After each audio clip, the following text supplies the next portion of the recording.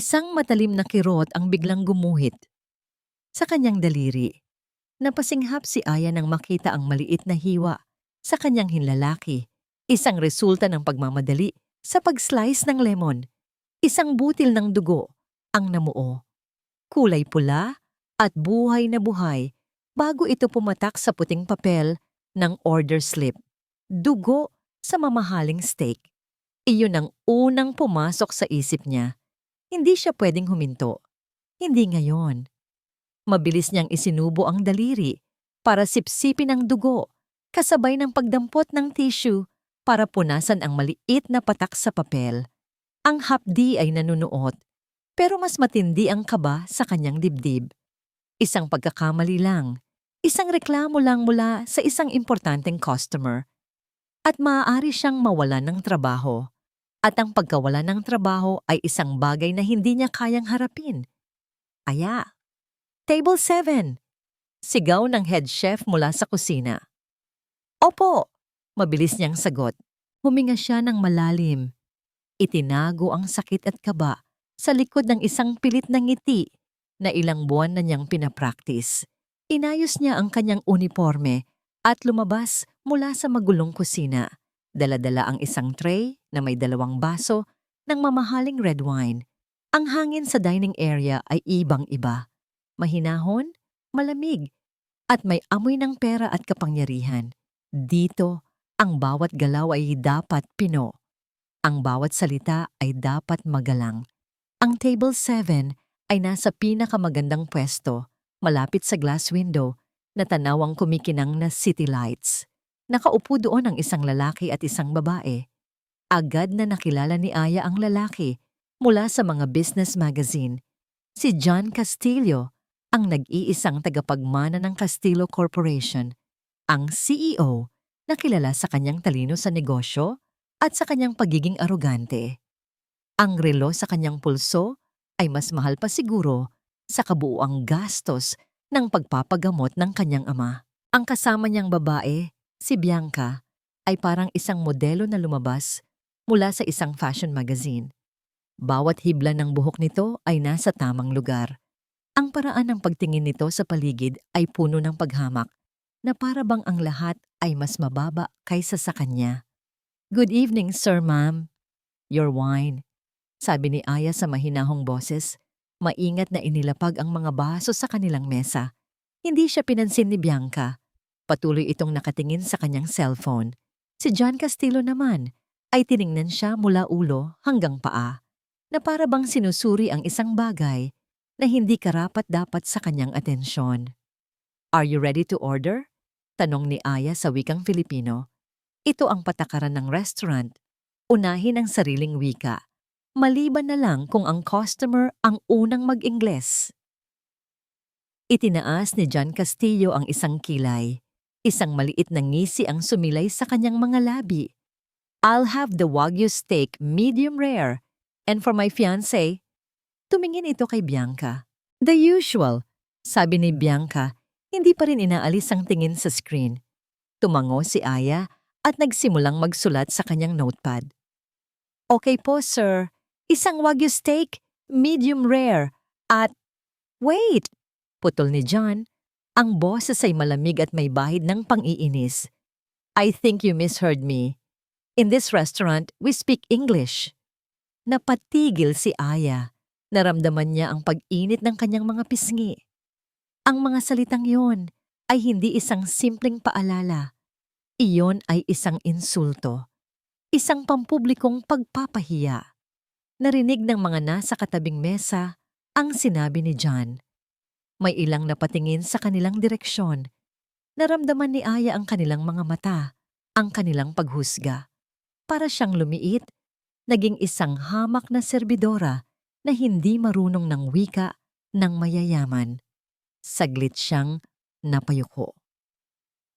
Ang alaala ng kanyang mga pangarap sa Ateneo, ang mga libro ng linguistics na dati niyang binabasa, ang mga parangal na kanyang natanggap, lahat ay tila isang malayong panaginip. Ngayon, narito siya, pinapahiya dahil lang sa pagsasalita ng sarili niyang wika. Huminga siya ng malalim. Pwede siyang mag-sorry, pwede siyang tumalikod at magkunwaring walang nangyari. Pero hindi. Hindi sa gabing ito. Dahan-dahan niyang itinaas ang kanyang ulo. Ang pilit ng ngiti sa kanyang labi ay nawala. Napalitan ito ng isang kalmadong determinasyon. Tinitigan niya si John Castillo ng diretso sa mga mata. I apologize, sir, if my use of Filipino offended your sensibilities. Nagsimula siyang magsalita. Ang kanyang Ingles ay perpekto, malinaw, at walang bahid ng anumang aksento. Ang biglaang pagbabago sa kanyang pananalita ay nakakuha ng atensyon hindi lang ni John kundi pati na rin ni Bianca na sa wakas ay nag-angat ng tingin mula sa cellphone. However, nagpatuloy si Aya, ang kanyang boses ay nanatiling matatag. I was under the impression that the primary function of language is communication. To convey a message, to be understood. My message, which was to confirm your order, was perfectly understandable, was it not? Natigilan si John. Ang ngisi sa kanyang mukha ay dahan-dahang naglaho. You see, sir, dagdag pa ni Aya, ang bawat salita ay may bigat na parang isang sampal. Language is not merely a tool for social stratification. It is not a weapon to assert dominance or to humiliate those you perceive as lesser than you. To reduce a language, any language, a mere status symbol is to strip it of its soul. It is an act, not of sophistication, but of profound ignorance. Isang nakakabinging katahimikan ang bumalot sa kanilang paligid. Maging ang mga nasa ibang mesa ay napatigil sa pagkain. So if you would allow me to revert to my mother tongue. Pagtatapos ni Aya ang kanyang boses ay bumalik sa pagiging formal at magalang, ngunit may diin na hindi maitatanggi. Kukumpirmahin ko lang po ang order ninyo. Isang Wagyu steak, medium rare, at ang karaniwan para kay ma'am. May idadagdag pa po ba kayo? Walang nakasagot. Si Bianca ay nakanganga. Ang kanyang mukha ay nagpapakita ng purong pagkabigla at galit. Si John Castillo naman ay tulala. Ang aroganteng bilyonaryo, ang lalaking sanay na lahat ay yumuyuko sa kanya, ay walang masabi. Ang kanyang mga mata ay hindi na nagpapakita ng pang-iinis, kundi ng isang bagay na mas malalim, isang pagkabigla na hindi niya inaasahan. Hindi na hinintay ni Aya ang kanilang sagot. Tumango siya ng bahagya, isang profesional na galaw, bago marahang tumalikod at naglakad palayo. Dala ang dangal na sinubukan nilang kunin mula sa kanya. Iniwan niya si John Castillo na nakaupo sa gitna ng katahimikan. Ang mukha ay namumula sa kahihiyan-hiyan na hindi niya kailanman naramdaman sa buong buhay niya. Ang salitang iyon ay umalingaw-ngaw sa loob ng isip ni John Castillo na parang sirang plaka, profound ignorance, malalim na kamangmangan.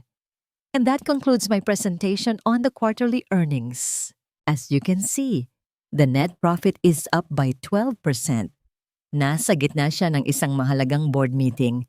Ang pinakamagagaling na isip ng Castillo Corporation ay nasa paligid ng mahabang lamesang gawa sa mahogany. Nag-uusap tungkol sa milyon-milyong piso. Pero para kay John, ang kanilang mga boses ay parang isang malayong ugong lang. Ang nakikita niya ay hindi ang mga numero sa malaking screen. Ang nakikita niya ay ang mga mata ng serbidorang yon. Mga matang hindi natakot. Mga matang puno ng... Ano nga ba yon? Hindi galit. Hindi takot. Kundi isang bagay na mas tumagos sa kanya. Isang bagay na tila hinuhubaran ang lahat ng kanyang pera, kapangyarihan, at posisyon, at iniiwan lamang ang kanyang kayabangan para makita ng lahat. Sir? Mr. Castillo? Napapitlag si John, bumalik sa realidad. Ang kanyang Chief Financial Officer ay nakatingin sa kanya, naghihintay ng kanyang sasabihin. Lahat sila ay naghihintay. Good, sabi ni John. Ang boses ay matigas at walang emosyon. That's all, get out. Nagkatinginan ng mga board members Nagulat sa biglaang pagtatapos ng pulong, pero walang nangahas na magtanong. Isa-isa silang tumayo at tahimik na lumabas ng silid. Iniwan si John na mag-isa sa malamig at malawak na conference room. Napahilamos siya sa kanyang mukha. Bakit siya apektado? Isa lang siyang serbidora, isang nobody. Pero bakit ang mga salita nito ay nakatarak sa kanyang isipan na parang mga tinik? Pumasok si Bianca sa kanyang opisina nang walang katok-katok tulad ng dati. Inilapag nito ang isang mamamahaling paper bag sa kanyang mesa. "I bought you the new watch you wanted," sabi nito. Ang boses ay malambing, pero may bahid ng pagkadismaya. "Are you still thinking about that waitress? Honestly, John, you should have had her fired on the spot." Tumingin si John sa kanya. Sa mga sandaling iyon, ang kagandahan ni Bianca ay tila isang palamuti na walang laman. "It's not about the restaurant, Bianca," sagot niya. Ang tingin ay lumayo. "It's about..." Natigilan siya. Ano nga ba talaga? About his ego? About being proven wrong? "It's about our image." Pagpapatuloy ni Bianca, hindi nakuha ang lalim ng kanyang iniisip. "What will people say? That the great John Castillo was lectured by a common servant?" Common servant. Ganoon din ang tingin niya sa babae kagabi. Pero ngayon, ang mga salitang yon ay parang mali sa kanyang pandinig. "I have to go," sabi lang ni John. Tumayo at kinuha ang kanyang coat. Hindi niya kayang makipagtalo tungkol dito. Hindi kay Bianca. Pagbalik niya sa kanyang pribadong opisina, tinawagan niya ang kanyang pinagkakatiwalaang executive assistant na si Mark. "Mark, come to my office, now." Ilang sandali lang ay pumasok na si Mark, laging handa at episyente. "Sir?" Sumandal si John sa kanyang upuan. Ang mga daliri ay magkasalikop sa ibabaw ng mesa. "There was a waitress last night at the La Luna. Her name is Aya Reyes." Tumango si Mark, naghihintay. "Find her," utos ni John. Ang boses ay mababa at seryoso. "I want to know everything. Everything, Mark. Where she lives, her family, her background, why she's working there. Everything. I want a complete file on my desk by the end of the day." "Yes, sir. Right away." Maghapon na lumipas. Pinilit ni John na ibaling ang kanyang atensyon sa trabaho, sa mga kontrata, sa mga numero. Pero ang imahe ni Aya Reyes ay patuloy na bumabalik. Gabi na nang iwan siya ng kanyang sekretarya. Ang buong palapag ay tahimik na. Tanging ang ilaw mula sa kanyang desk lamp ang nagbibigay liwanag. Mag-isa siya, napapaligiran ng mga simbolo ng kanyang tagumpay. Ang malawak na bintana, natanaw ang buong syudad, ang mga mamahaling painting sa dingding, ang pangalan ng kastilyo na nakaukit sa ginto. Pero sa unang pagkakataon, naramdaman niya ang isang uri ng kahungkagan sa lahat ng iyon. Isang katok sa pinto, ang pumutol sa katahimikan. Pumasok si Mark. May dalang isang simpleng brown envelope. "Sir, this is what I could gather on such short notice," sabi ni Mark, maingat na inilapag ang sobre sa mesa. "Thank you, Mark. You may go." Nang makaalis si Mark, ilang sandali munang tinitigan ni John ang sobre para itong isang kahon ni Pandora. Hindi niya alam kung ano ang nasa loob, pero alam niyang kailangan niyang malaman. Binuksan niya ito. Ang mga unang pahina ay naglalaman ng mga pangunahing impormasyon.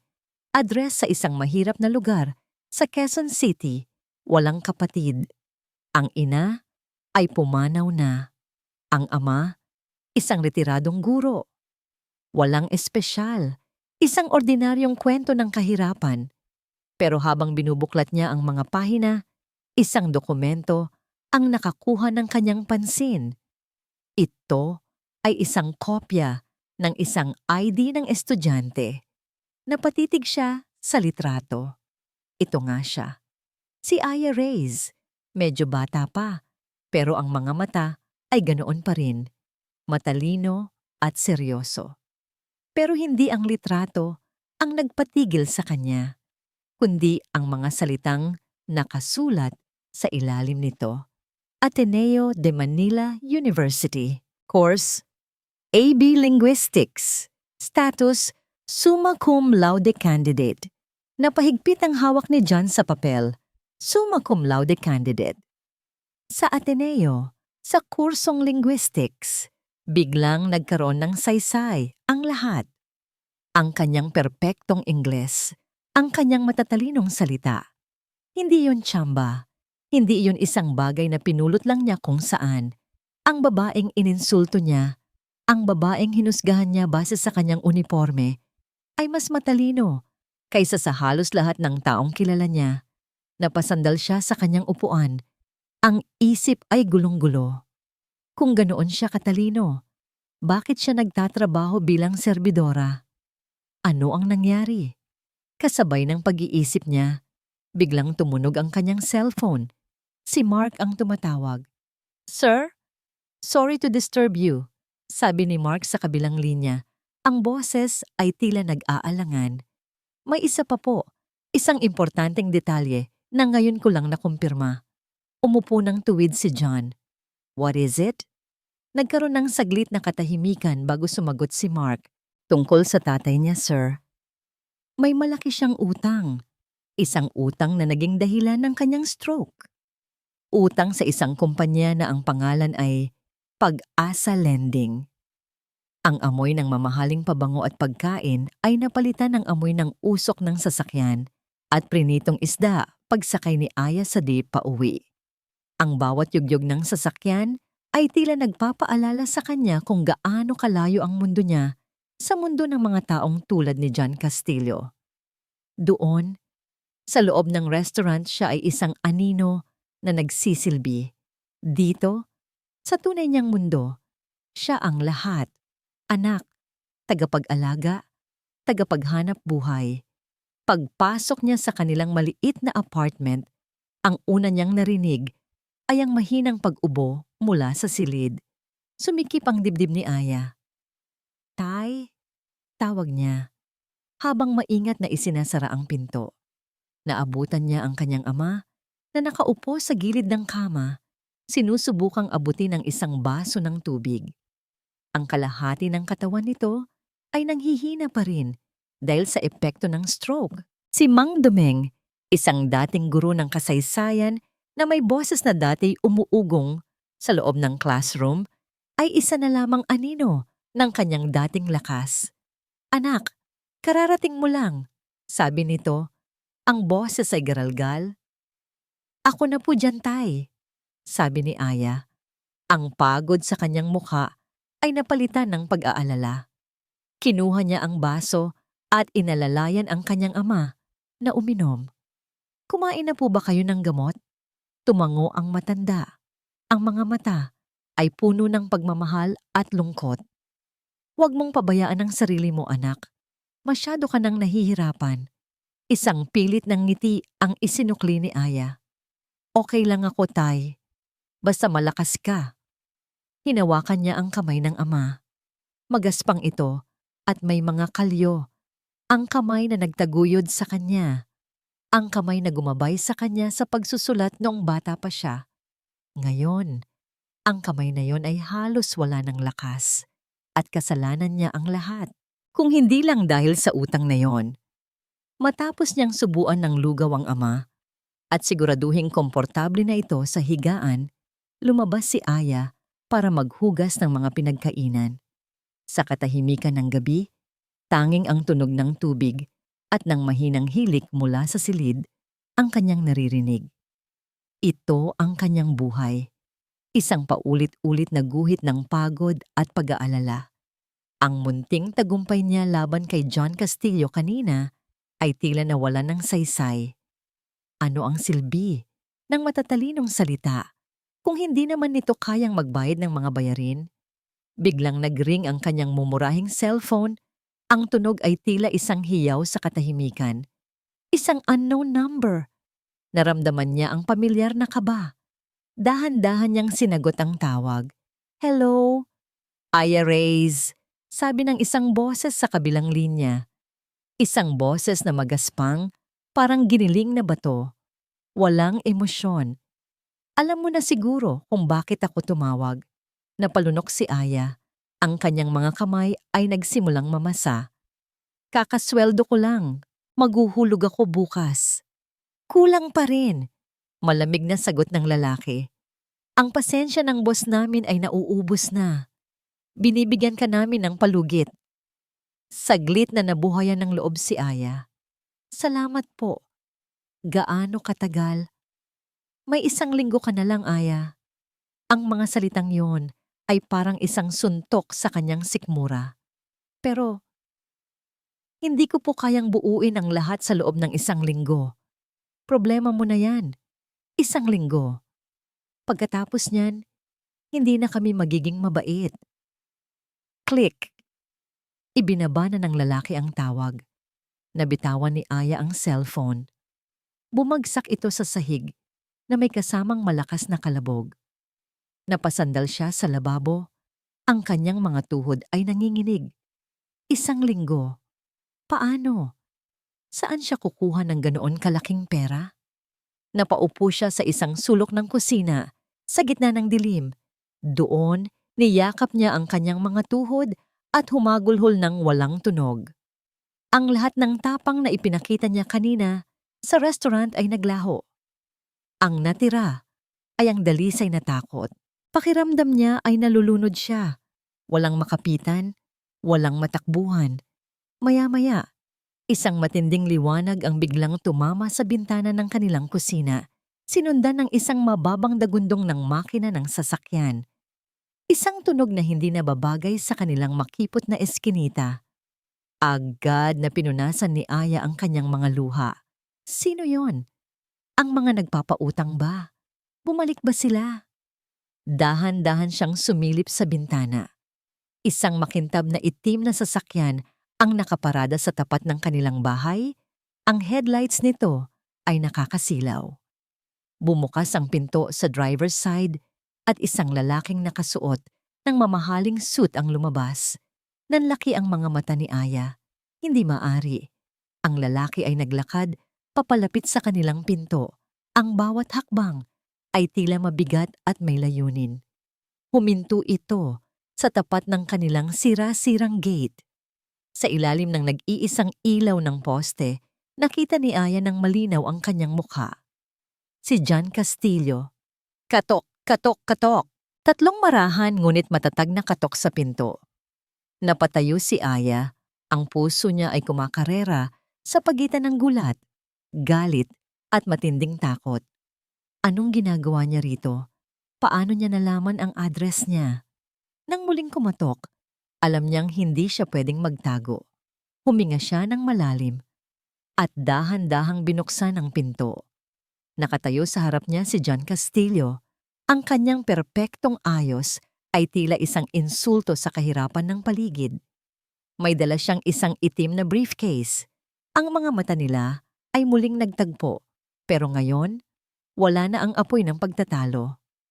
Ang nakikita ni Aya ay hindi isang kliyente, kundi ang mukha ng lahat ng kanyang problema. "We need to talk," sabi ni John. Ang boses ay seryoso. Pero para kay Aya, ang mga salitang iyon ay hindi isang paanyaya, kundi isang pagbabanta. At sa mga mata niya, si John Castillo ay hindi isang tao na dumating para makipag-usap. Siya ang dilim na dumating para tuluyan siyang lamunin. Ang pinto ay nakabukas lang ng bahagya. Sa makitid na siwang, si Aya Reyes ay nakatayo na parang isang sundalong nagbabantay sa kanyang teritoryo. Ang tapang na ipinakita nito sa restaurant ay napalitan ng isang bagay na mas matindi. Isang halo ng galit at takot. Para kay John, ang eksena sa harap niya ay surreal. Kanina lang, nakaupo siya sa isang opisina na tanaw ang buong syudad. Ngayon, narito siya sa isang eskinita na amoy lupa at lumang kahoy, kaharap ang babaeng gumugulo sa kanyang isipan. "Anong kailangan mo?" tanong ni Aya. Ang boses ay mahina, pero matigas. Bumuntong hininga si John. Lahat ng inihanda niyang sasabihin sa kotse ay biglang naglaho. I came to apologize, sabi niya. Ang mga salita ay tila banyaga sa kanyang dila. Kailan ang huling beses na humingi siya ng tawad, hindi na niya matandaan. Para saan? Sa pagpapahiya mo sa akin sa harap ng maraming tao? O sa pag-alam mo kung saan ako nakatira? Sarkastiko nitong sagot. Naramdaman ni John ang kirot ng katotohanan sa mga salitang yon. For both. For everything. Hindi kumibo si Aya, pero bahagya niyang binuksan ng mas malaki ang pinto. Isang imbitasyon na hindi tunog imbitasyon. Pumasok si John, at ang unang bumungad sa kanya ay ang kaibahan ng mundo nito sa mundo niya. Ang espasyo ay maliit. Ang sala at kusina ay halos magkadugtong lang. Ang mga muebles ay luma na, pero malinis. May ilang libro na nakasalansan sa isang sulok. Ang mga pabalat ay lukot na sa paulit-ulit na pagbasa. Sa kabila ng kasimplehan, mayroon itong pakiramdam ng isang tahanan, isang bagay na hindi niya kailanman naramdaman sa kanyang malaking mansyon. Naramdaman niya ang kanyang pagiging dayuhan sa lugar na yon. Ang kanyang sapatos na gawa sa Italianong katad ay tila masyadong maingay sa sahig na semento. Ang kanyang mamahaling suit ay tila isang kasinungalingan sa harap ng payak na katotohanan ng buhay ni Aya. My assistant, he found out about your father. Pagsisimula ni John, hindi alam kung paano umpisahan ang usapan. And the dead. Nakita niya ang pagbabago sa mukha ni Aya.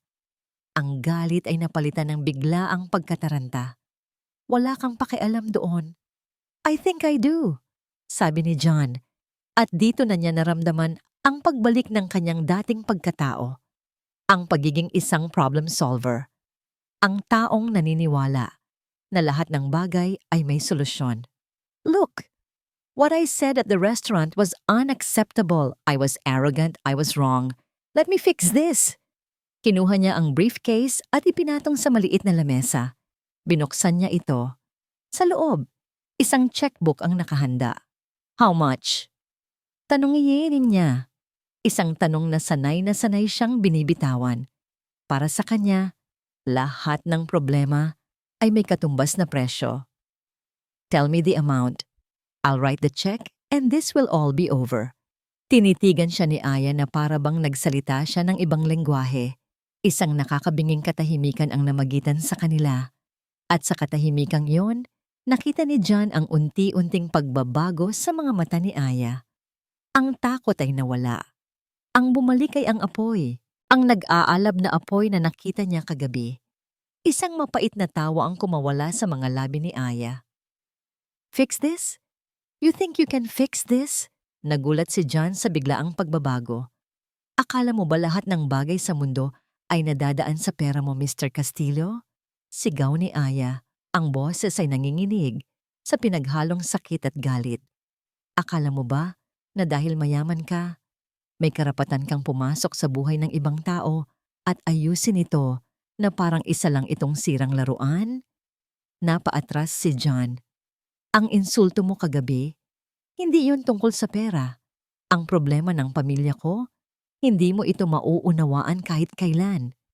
Hindi mo alam kung anong pakiramdam na magtrabaho hanggang sa halos madurog na ang iyong mga buto para lang may maipakain sa pamilya mo. Hindi mo alam ang sakit na makita mong unti-unting nauupos ang taong pinakamamahal mo dahil wala kang sapat na pera. Ang bawat salita ay isang dagok.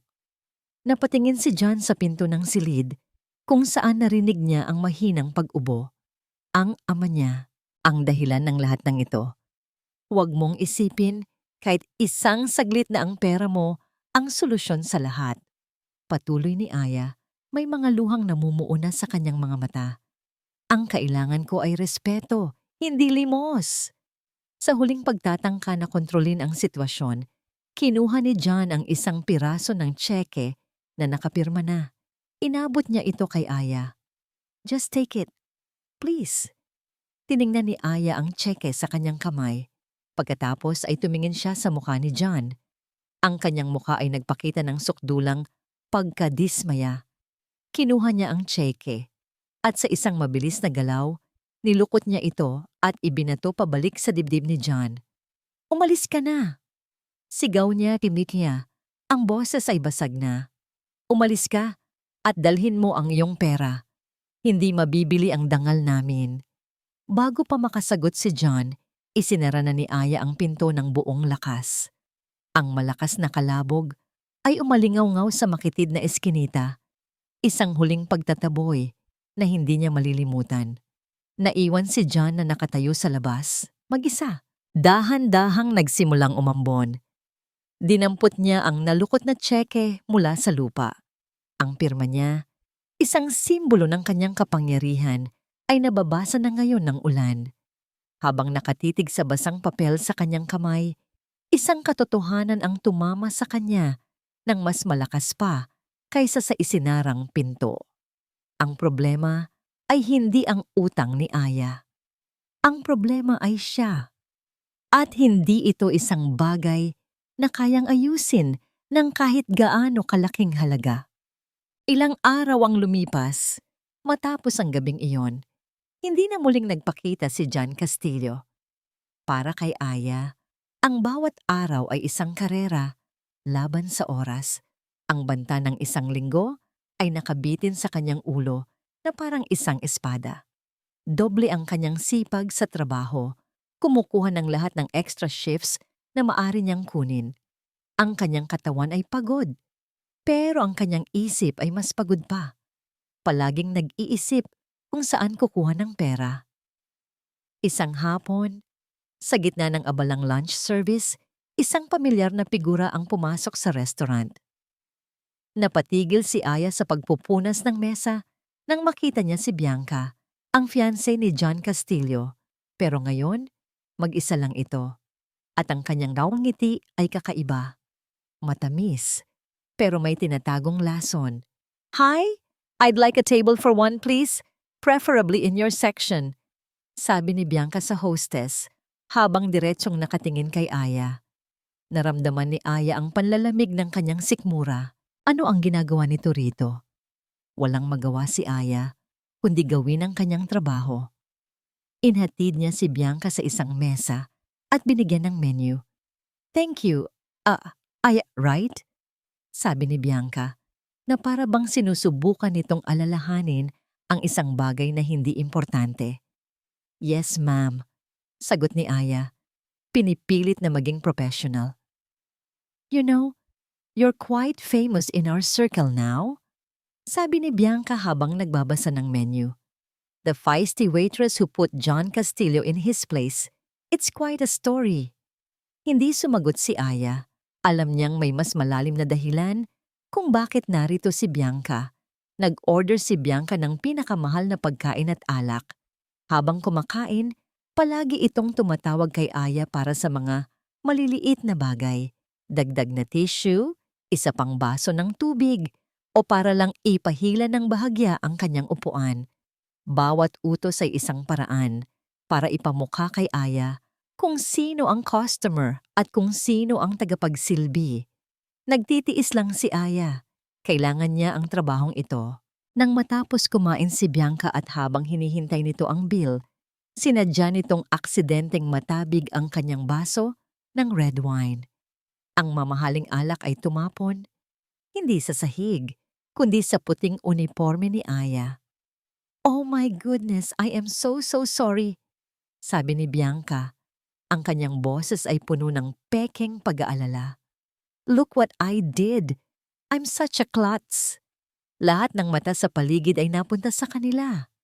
Ang damit ni Aya ay may malaking mantsa ng pulang alak, malagkit at malamig sa kanyang balat. "It's okay, ma'am," sabi ni Aya habang pinipigilan ang nanginginig niyang mga kamay. Kumuha si Bianca ng ilang piraso ng libuhing piso mula sa kanyang wallet at ipinatong sa mesa.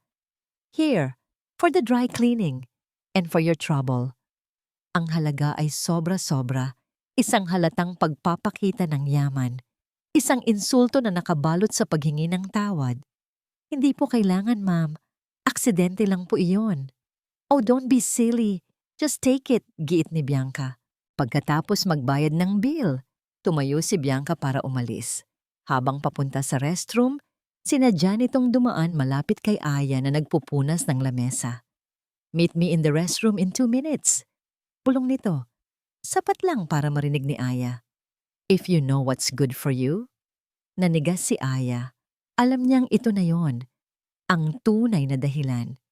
Pagkalipas ng 2 minuto, huminga ng malalim si Aya at pumasok sa banyong pambabae. Naabutan niya si Bianca na nag-aayos ng lipstick sa harap ng salamin na para bang pag-aari nito ang lugar. You're here, good, sabi ni Bianca. Hindi man lang tumitingin kay Aya, sa halip ay sa refleksyon nito sa salamin. Anong kailangan niyo, ma'am? Dahan-dahang isinara ni Bianca ang kanyang lipstick. Humarap ito kay Aya at ang matamis na ngiti ay tuluyan ng naglaho. Ang natira ay isang malamig at mapanganib na ekspresyon. I know about your father's death, Aya. I know everything. Diretsong sabi ni Bianca. Naramdaman ni Aya na parang may humigop sa lahat ng hangin sa silid. At alam ko rin na si John ay pumunta sa inyo. Nagpatuloy si Bianca, ang boses ay puno ng panunuya. How noble of him, trying to be a white knight. Pero alam nating dalawa na hindi ganoon ang mundo, hindi ba? Lumapit si Bianca. Ang kanyang mamahaling pabango ay tila nakakasakal. Let me make this very simple for you. You are a problem. Isang maliit na bato sa aking sapatos at kailangan kong tanggalin ang batong iyon. Wala akong ginagawang masama. Mahinang sagot ni Aya. Talaga ba? Tumawa si Bianca. You embarrassed my fiancé. You made him confused. At ayokong nalilito si John. Because when he's confused, our business suffers. Our future suffers. Hinawakan ni Bianca ang braso ni Aya ng mahigpit. So, here's the deal. Stay away from John.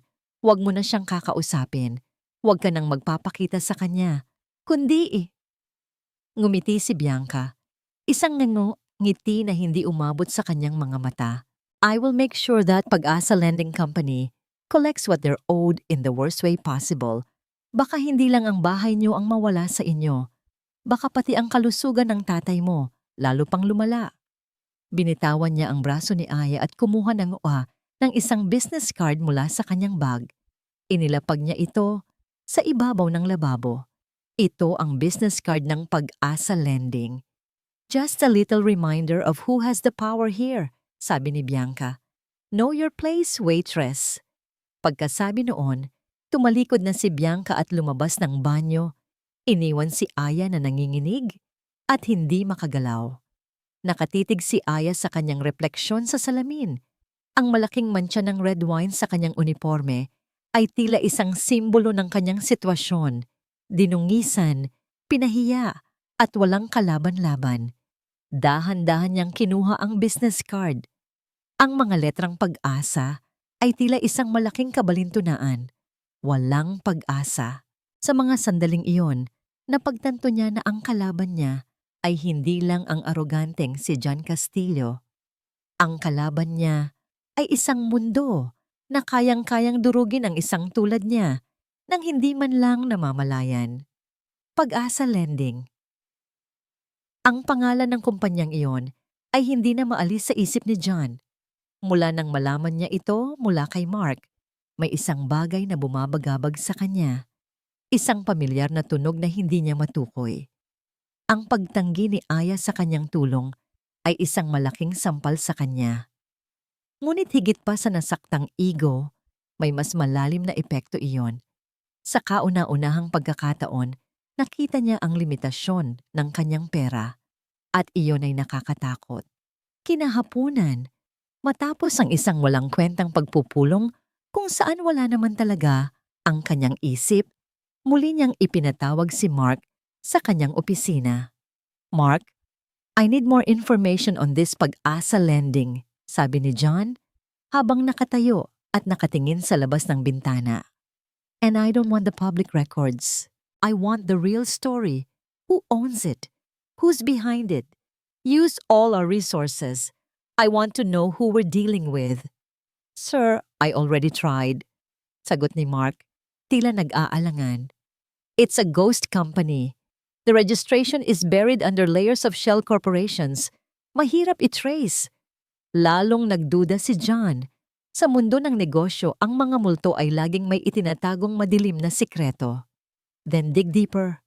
Mariin niyang utos. I don't care what it takes. Magdamag na nagtrabaho si Mark at ang kanyang team. Kinaumagahan, pumasok si Mark sa opisina ni John. Ang muka ay pagod, pero may bahid ng tagumpay. Sir, we found a link, sabi nito. Inilapag ang isang folder sa mesa. It took us all night, but we traced one of the shell companies. It's an investment firm called Veridian Holdings. Veridian Holdings? Ulit ni John. Pamilyar ang pangalan. That's one of ours. It's a subsidiary under the Castillo Group's investment branch. Anong kinalaman niyan dito? That's the thing, sir, sabi ni Mark. Ang boses ay bumaba. Veridian Holdings is the sole funding source for Pag-asa Lending. In short, ang pondo ng Pag-asa Lending ay galing sa Castillo Corporation. Napatigil si John. Ang dugo sa kanyang katawan ay tila biglang nanlamig. That's impossible. I approve all major investments. I would know. It's classified as a high-risk, high-yield special project. Paliwanag ni Mark. It's been operating under the radar for years. Tanging ang head ng investment branch ang may direct oversight. Ricardo. Bulong ni John. Si Mr. Ricardo Sandoval. Ang pinakamatagal at pinakapinagkakatiwalaang tenyente ng kanyang ama. Ang taong halos itinuring na niyang pangalawang ama noong nagsisimula pa lang siya sa kumpanya. Agad na ipinatawag ni John si Ricardo. Pumasok ang matandang lalaki sa opisina. Ang kanyang muka ay kalmado, gaya ng dati. John, pinapatawag mo raw ako? Ricardo, what is Pag-asa Lending? Diretsong tanong ni John. Hindi nagbago ang ekspresyon ni Ricardo, pero nakita ni John ang bahagyang panginginig ng kamay nito. Isang maliit na investment, part of our microfinancing portfolio. Why do you ask? Don't lie to me, sabi ni John. Ang boses ay malamig at matalas. I know it's a predatory lending company. I know it's funded by our money. Ang tanong ko ay, bakit? Isang ngisi ang sumilay sa labi ni Ricardo. Your father was a practical man, John. He understood that to build an empire, sometimes you need to operate in the gray areas. It's a very profitable venture. Walang talo. Profitable? Hindi makapaniwalang sabi ni John. It's destroying lives. We are destroying lives, Ricardo. It's just business, sagot ng matanda, na para bang ipinapaliwanag ang isang simpleng bagay sa isang bata. Your father built this empire on tough decisions. I am simply continuing his legacy.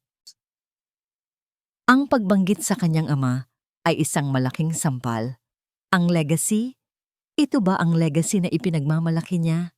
Isang legacy na binuo sa pagdurusa ng mga taong tulad ni Aya? Get out! Utos ni John. John, you need to be smart about this. I said get out! Sigaw ni John, isang sigaw na umalingaw-ngaw sa buong opisina. Tahimik na tumalikod si Ricardo, pero bago ito tuluyang lumabas, may sinabi ito.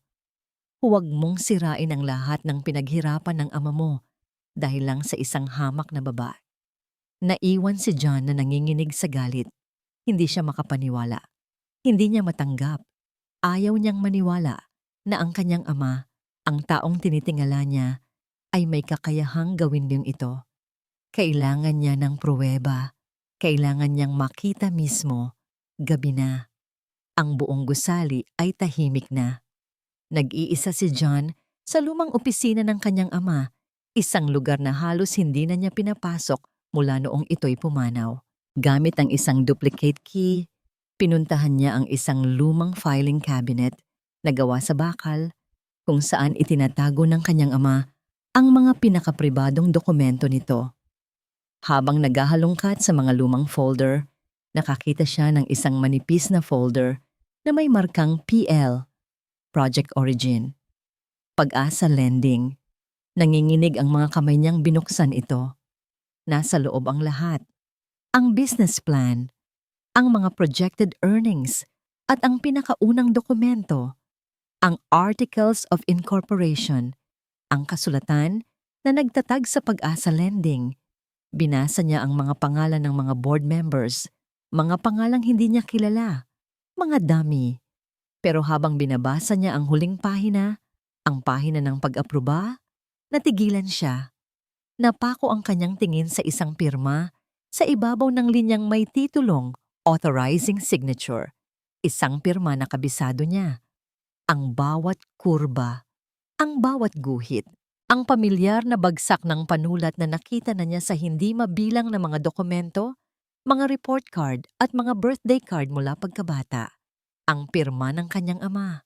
Ang taong nagtayo ng Castillo Corporation, ang taong nagturo sa kanya ng lahat ng alam niya sa negosyo, ang taong idolo niya, ay ang parehong taong nag-apruba sa pagtatayo ng kumpanyang sumisira ngayon sa buhay ng babaeng hindi maalis sa kanyang isipan. Nabitawan ni John ang folder. Ang mga papel ay nagsikalat sa sahig. Napaupo siya sa sahig, sa gitna ng mga anino ng nakaraan ng kanyang ama. Ang bigat ng katotohanan ay bumagsak sa kanya na parang isang toneladang bato. Ang problema ay hindi lang isang masamang empleyado. Ang problema ay hindi lang isang maling desisyon sa negosyo. Ang problema ay nasa dugo, nasa pundasyon ng lahat ng mayroon siya. At ang kamay niya, sa isang paraan, ay kasing dumi ng kamay ng lahat ng taong sangkot dito. Ang banta ni Bianca ay hindi lang mga salita. Ito ay isang lason na dahan-dahang kumakalat sa bawat sulok ng buhay ni Aya. Ang isang linggong palugit ay biglang nawala. Kinabukasan pagkatapos ng pag-uusap nila sa banyo, nagsimula ang walang tigil na paniningil. Ang mga text message ay naging mas madalas at mas masakit basahin. Ang mga tawag sa telepono ay pununan ng mga pagmumura at pagbabanta. Nasaan na ang bayad mo, Aya? Akala mo ba makakatakas ka? Alam namin kung saan ka nagtatrabaho. Baka gusto mong dalawin ka namin doon. Isang gabi, pag-uwi niya, naabutan niyang nabasag ang isang bintana ng kanilang apartment. May isang batong nakabalot sa papel sa sahig. Ang nakasulat, ito pa lang ang simula. Ang takot ay naging parang isang kumot na bumabalot sa kanya, kahit sa pagtulog. Bawat tunog sa labas ng kanilang pinto ay nagpapatayo ng kanyang mga balahibo. Mas masahol pa, sinimulan siyang gipitin sa trabaho. Isang araw, tinawag siya ng kanyang manager. Aya, may 2 customer na nagreklamo tungkol sa'yo kahapon, sabi nito. Halatang hindi komportable. Sabi nila, bastos ka raw at mabagal magtrabaho. Alam kong hindi totoo, pero alam mo na, customer is always right. Pero sir, I'm sorry Aya, kailangan kitang suspendihin ng 3 araw, walang bayad. Alam ni Aya kung sino ang nasa likod nito. Si Bianca. Ang mga reklamo ay gawa-gawa lang. Nawalan siya ng 3 araw na sahod na kailangang-kailangan niya. Ang pinakamasakit ay ang epekto ng lahat ng ito sa kanyang ama. Kahit hindi niya sabihin, nararamdaman ni Mang Domeng ang bigat ng kanilang problema. Nakikita niya ang lalong pagpayat ng kanyang anak, ang mga maitim na bilog sa ilalim ng mga mata nito. Isang hapon, habang nagpapahinga si Aya bago pumasok sa kanyang night shift, may kumatok sa kanilang pinto. Pagbukas niya, isang babaeng nakapormal na kasuotan ang bumungad sa kanya. Si Bianca. Ngunit ang kanyang ngiti ay mas malawak ngayon, mas kampante. Hi Aya, pwedeng pumasok? Sabi nito, hindi na naghintay ng sagot at dire-diretsyong pumasok sa loob. Anong ginagawa mo rito? Nanginginig na tanong ni Aya. Dinalaw ko lang ang tatay mo, sabi ni Bianca. Ang tingin ay nasa pinto ng silid. Narinig ko kasing may sakit siya.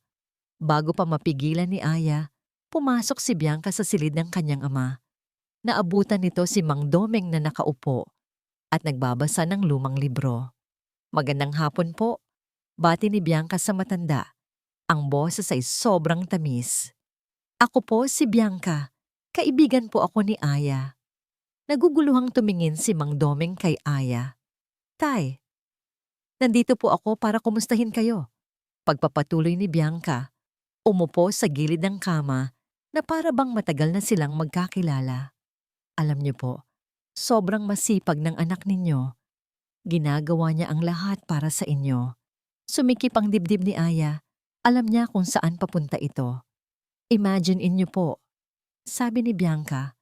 Ang boses ay puno ng pekeng awa. "Nag-aalala po ako para sa kanya. Ang laki po kasi ng utang na kailangan niyang bayaran. Nakaka-stress po yun, di ba? Lalo na kapag alam mong ang kalusugan ng tatay mo ay nakasalalay doon."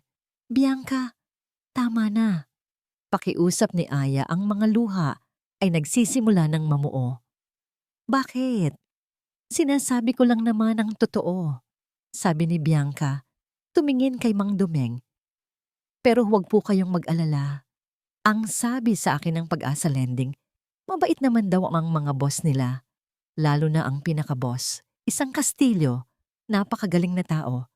Siguradong hindi niya pababayaan ang isang tapat na manggagawang tulad ni Aya." Sa pagbanggit ng pangalang Kastilyo, biglang nanlaki ang mga mata ni Mang Domeng. Tumingin siya kay Aya. Ang kanyang mukha ay puno ng pagkalito at sakit.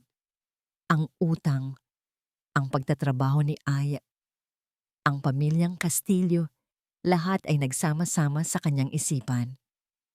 "Tay, hindi po totoo yan," sabi ni Aya. Sinusubukang pakalmahin ng ama. Pero huli na. Hinawakan ni Mang Domeng ang kanyang dibdib. Ang kanyang paghinga ay biglang naging mabilis at mababaw. Ang libro na hawak niya ay nahulog sa sahig. "Tay-tay!" Sigaw ni Aya. Tumayo si Bianca. Isang malamig na ngiti ng tagumpay ang nasa kanyang labi. "Oh dear, mukhang hindi niya kinaya ang balita. I should go." Habang si Aya ay natatarantang tumatawag ng tulong, simpleng tumalikod si Bianca at naglakad palabas. Ang kanyang misyon ay tapos na. Sa ospital, ang bawat segundo ay parang isang oras. Si Aya ay nakaupo sa labas ng emergency room. Ang kanyang damit ay may mga mantsa pa rin ng luha. Ang mga salita ng doktor ay umuulit-ulit sa kanyang isipan. Another stroke. Mas malala kaysa sa una. "We're doing everything we can, but you need to prepare yourself." Napasabunot si Aya sa kanyang buhok. Kasalanan niya ito, lahat ng ito. Ang kanyang pagtatagpo kay John Castillo, ang kanyang pagmamatigas, ang kanyang kahinaan. Sa gitna ng kanyang pagdadalamhati, nag-vibrate ang kanyang cellphone. Isang text message. Mula kay John Castillo. "Aya, please, let me explain." Ang mensaheng yun, sa sandaling iyon, ay hindi isang pakiusap. Ito ay isang insulto, isang patunay na ang lalaking ito, ang pamilyang ito, ang siyang ugat ng lahat ng kanyang pagdurusa. Nanginginig sa galit, nag-type siya ng sagot. Ang bawat letra ay puno ng puot na naipon sa kanyang puso. "Huwag ka nang magpapakita sa akin, demonyo ka." Pinindot niya ang send. Pagkatapos noon, ibinagsak niya ang cellphone sa sahig. Napayuko siya. Ang katawan ay nanginginig. Sa malamig na pasilyo ng ospital, naramdaman ni Aya ang tunay na kahulugan ng pag-iisa. Ang kanyang ama ay nasa bingit ng kamatayan. Ang kanyang trabaho ay nanganganib. Ang kanyang pag-asa ay tuluyan ng naubos. Lahat ay nawala. Ang mensahe ni Aya ay tumama kay John na parang isang bala. "Demonyo ka." Kasabay noon, isang tawag ang pumasok mula kay Mark. "Sir, I have terrible news." Ang tatay ni Aya isinugod sa ospital. Inatake na naman sa puso. Napaupo si John sa kanyang silya na parang nawalan ng lakas. Ang mga piraso ng palaisipan ay biglang nabuo sa kanyang isipan. Ang pagbisita ni Bianca, ang biglaang pag-atake sa ama ni Aya, Ang mensahe ng galit. Hindi ito nagkataon lang. Huminga siya ng malalim. Ang galit na naramdaman niya kahapon sa opisina ng kanyang ama ay bumalik. Pero ngayon, mas malinaw ito. Mas matatag. Hindi na ito galit sa kanyang ama o kay Ricardo. Ito ay galit sa sistema na kanyang kinakatawan. Galit sa sarili niya dahil sa pagiging bulag. Tapos na ang pagdadalawang isip. Tapos na ang pagkabigla. Panahon na para tapusin ito. Ang una niyang ginawa ay tawagan si Bianca. Nagkita sila sa isang pribadong restaurant, ang parehong lugar kung saan sila madalas mag-date. "John, darling, I was so worried," sabi ni Bianca. Aabutin sana ang kanyang kamay, pero iniwas ito ni John. "Were you at her house?" Tanong ni John. Ang boses ay walang emosyon. Natigilan si Bianca. "Whose house?" "Don't play games with me, Bianca. Pumunta ka ba sa bahay ni Aya Reyes?" Ang pagkukunwari sa mukha ni Bianca ay naglaho, napalitan ng depensa. "So what if I did? I was just trying to help you." "Tinatakot ko lang siya para lumayo na sa'yo. Para sa atin ito, John." "Para sa atin?" Isang mapait na tawa ang kumawala kay John. "There is no us, Bianca. Not anymore." Nanlaki ang mga mata ni Bianca. "What are you saying?" "It's over," sabi ni John. Ang mga salita ay simple pero pinal. "The wedding is off. Our engagement is over." "You can't do this to me!" Sigaw ni Bianca. Ang kanyang kontrol ay nawala na. "John, kailangan natin ang kasal na ito. My family will be ruined." Sa unang pagkakataon, inamin nito ang katotohanan. Hindi ito tungkol sa pag-ibig. Ito ay isang transaksyon.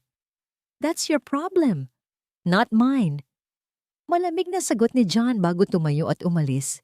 Iniwan si Bianca na umiiyak sa gitna ng restaurant. Pagbalik niya sa opisina, isang pulong ang naghihintay sa kanya. Isang emergency board meeting na siya mismo ang nagpatawag. Naroon ang lahat ng pinakamataas na opisyal ng Castillo Corporation. Naroon din si Ricardo.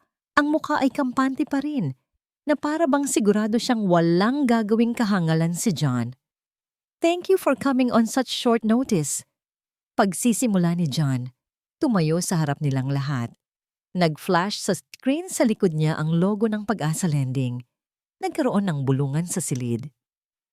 "For years, our company has secretly funded this entity." Sabi ni John, ang kanyang boses ay malinaw at matatag. "An entity that preys on the desperate. An entity that has ruined countless lives for profit. This was done under the guise of business." Tumingin siya ng direkta kay Ricardo. "This was a legacy from my father, carried on by Mr. Sandoval here." Namutla si Ricardo. "John, this is not the proper forum." "This is the perfect forum." Putol ni John. Ipinakita niya sa screen ang mga dokumento, mga bank transfer, mga testimonya mula sa mga biktima na ipinakolekta niya kay Mark. Ang ebidensya ay hindi matatawaran. "My father taught me that power is everything," sabi ni John. Ang kanyang bighating boses ay umalingaw-ngaw sa tahimik na silid. "And for a long time, I believed him. I lived by that rule. But I was wrong." Nagkaroon ng isang maikling flashback sa kanyang isipan. Ang kanyang ama, nakatayo sa parehong silid na ito, sinasabi sa kanya, "Ang awa ay para sa mahihina." "John, tandaan mo yan. Power without compassion is not power. It is tyranny," deklara ni John. "And today, that tyranny ends. I am officially announcing the dissolution of Pag-asa Lending. All of its assets will be liquidated.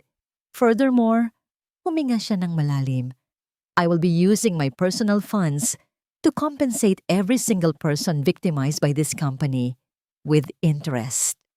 Isang malaking kaguluhan ang sumabog sa boardroom. "Are you insane? That will cost us millions," sigaw ng isang board member. This will tarnish the Castillo name forever.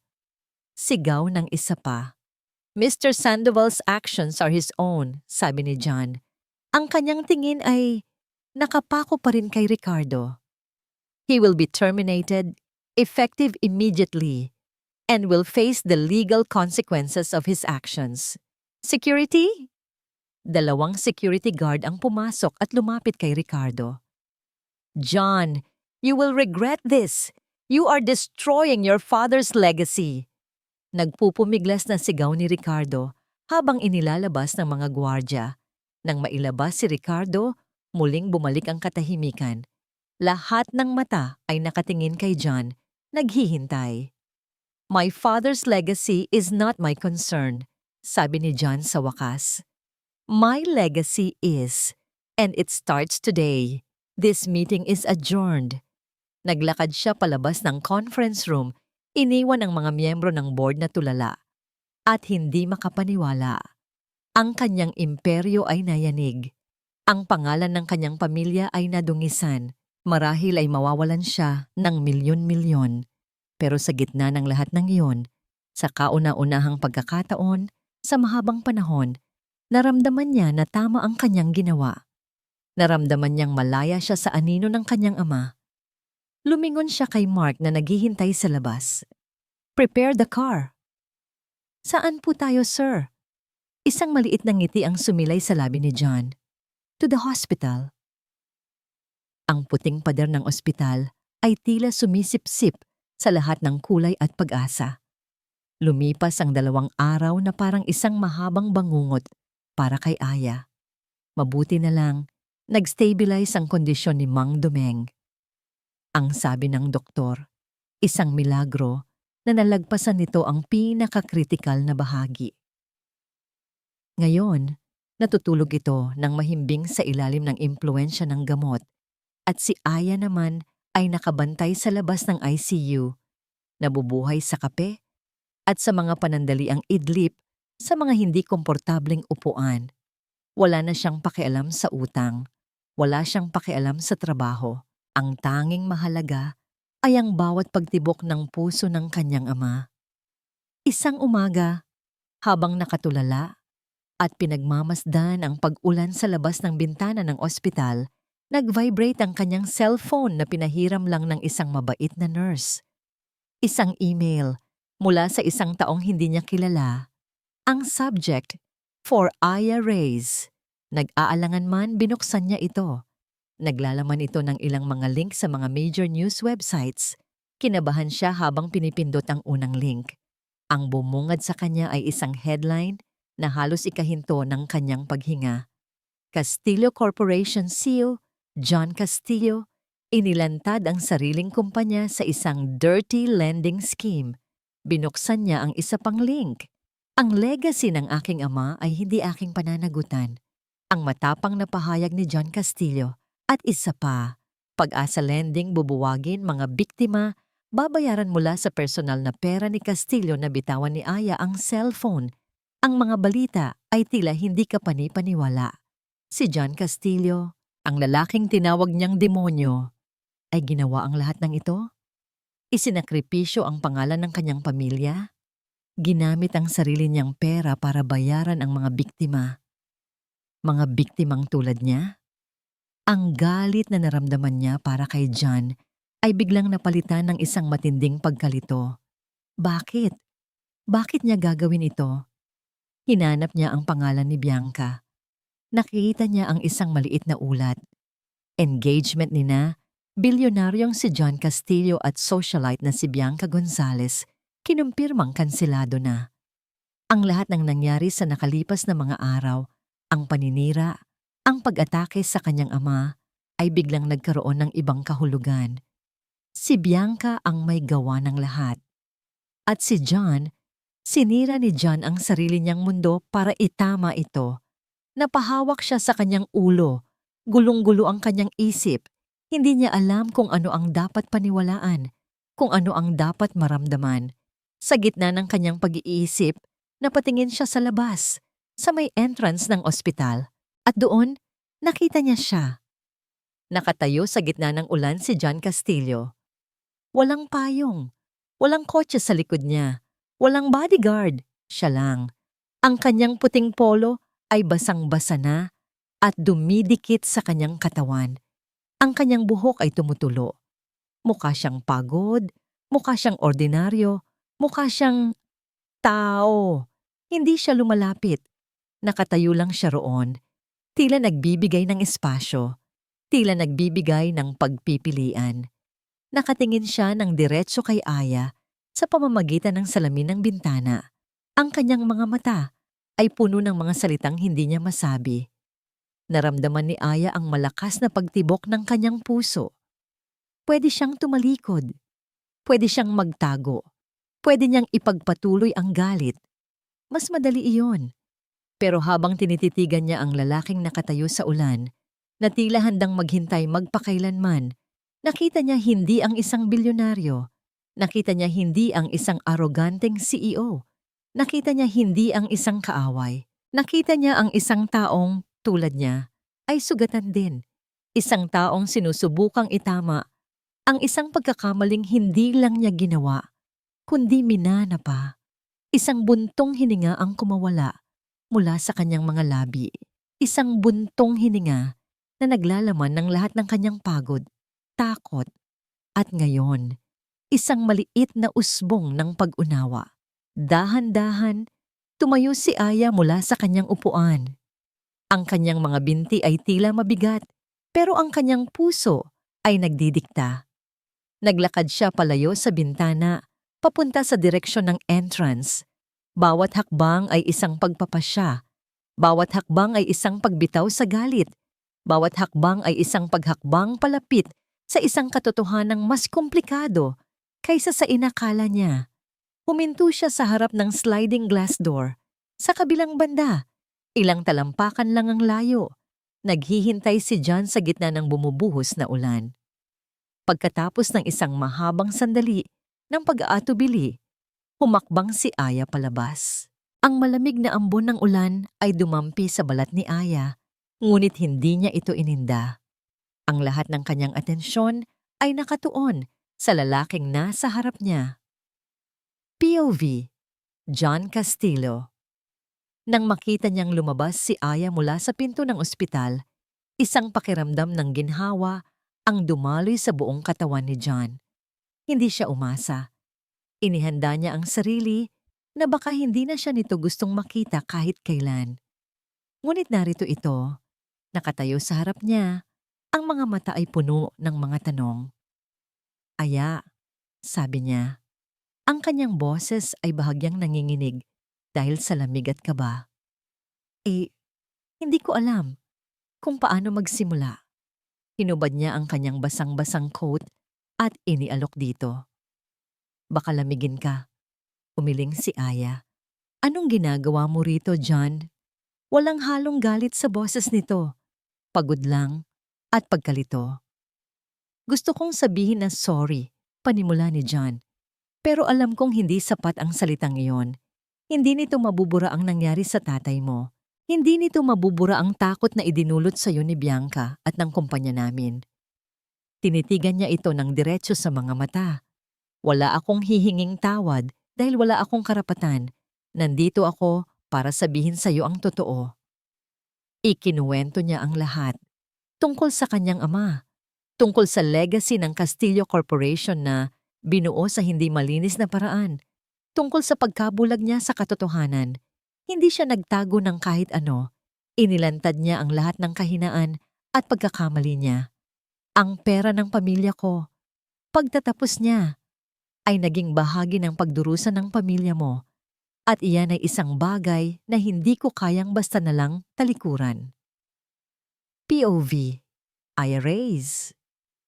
Habang nakikinig si Aya sa bawat salita ni John, unti-unting naglalaho ang huling piraso ng galit sa kanyang puso.